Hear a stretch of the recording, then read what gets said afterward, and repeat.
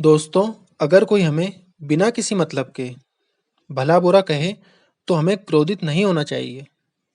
भारत में बनारस के निकट किसी गांव में एक बड़े संत रहते थे।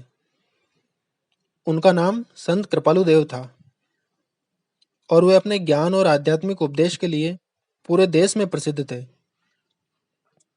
लोग उनके पास अपनी दुखों और समस्याओं का समाधान ढूंढने उनके आश्रम में आते थे। संत कृपालु देव जी को लोगों के कल्याण करने के लिए जाना जाता था।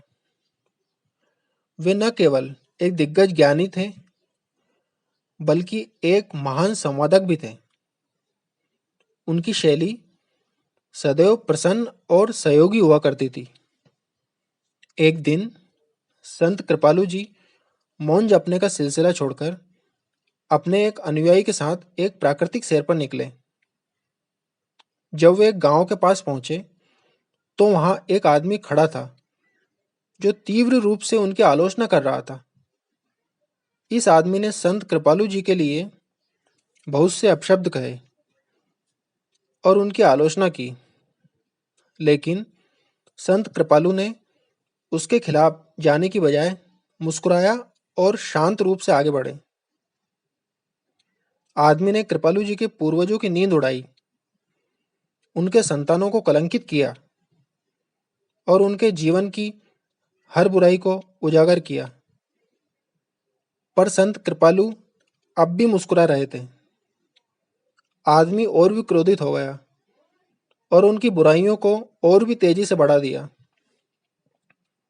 पर महान संत कृपालु जी ने इस पर भी ध्यान नहीं दिया और मुस्कुराते हुए चले गए। उनके अनुयायी बहुत ही हैरान थे। वे कृपालु जी से पूछते हैं, गुरुदेव, आपने उस व्यक्ति के साथ क्यों वाद विवाद नहीं किया? आपको उसकी बातों से कोई कष्ट नहीं हुआ? संत कृपालु कुछ नहीं बोले और उन्होंने अपने हाथ में एक गंदे मैले कपड़े को लिया और उसे अपने अनुयायी के सामने दिखाया और बोले, लो, अपने कपड़े उतारकर इन्हें पहन लो। कपड़े में बहुत खराब और अजीब दुर्गंध आ रही थी। अनुयायी ने उनको हाथ में लेते ही उन्हें दूर फेंक दिया। कृपालु देव ने कहा, क्या हुआ? क्या तुम इन कपड़ों को ग्रहण नहीं कर सकते? ठीक वैसे ही मैं भी उस व्यक्ति द्वारा फेंके हुए अपशब्दों को ग्रहण नहीं कर सकता।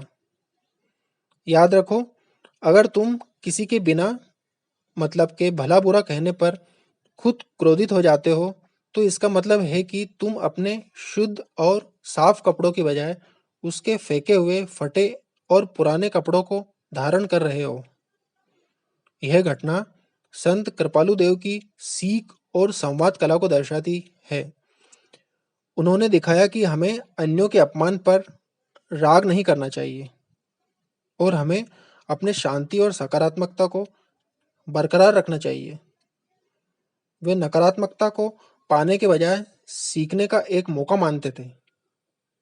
इससे हमें यह समझ आता है कि अगर हम किसी के बिना मतलब के भला बुरा कहने पर स्वयं भी क्रोधित हो जाते हैं तो इसका मतलब है कि हम अपने शुद्ध और साफ वस्त्रों की बजाय उसके फेंके हुए फटे और पुराने कपड़ों को धारण कर रहे हैं।